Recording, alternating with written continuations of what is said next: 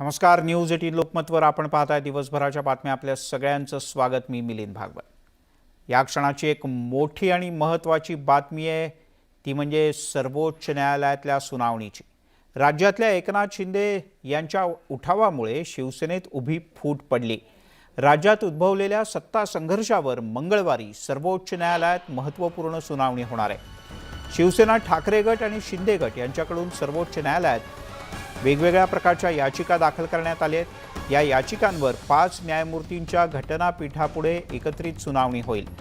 एकनाथ शिंदे यांनी उठाव करून भाजपशी हातमिळवणी करून स्थापना केलेल्या सरकारचं भवितव्य कदाचित या याचिकांच्या निकालावर अवलंबून आहे.